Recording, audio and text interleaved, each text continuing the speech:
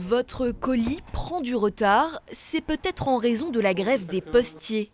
Ils débrayent depuis jeudi dernier.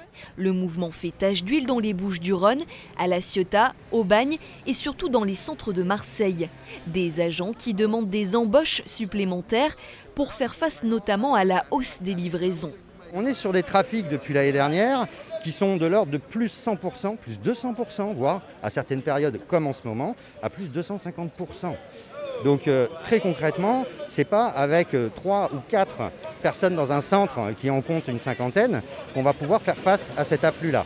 Il y a des jours où on ne peut tout simplement plus circuler dans les centres tellement il y a des structures remplies de colis, Des postiers qui considèrent être en deuxième ligne face à la crise et demandent une prime d'intéressement indexée sur les bénéfices de la Poste. Ils étaient de 2,1 milliards d'euros en 2020 grâce à l'intégration de CNP Assurance qui sauve les comptes du groupe. C'est qu'on se rend compte que par exemple les bureaux de poste ont des primes.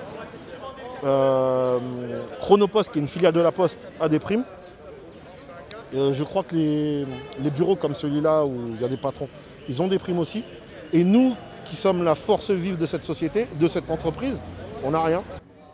De son côté, la direction de la Poste indique qu'en août dernier, les facteurs de la branche colis ont reçu une prime exceptionnelle, entre 150 et 550 euros pour l'engagement lors du premier confinement, ainsi que le maintien des salaires pour les postiers en activité partielle, et ce, malgré la chute d'activité pour l'ensemble du groupe.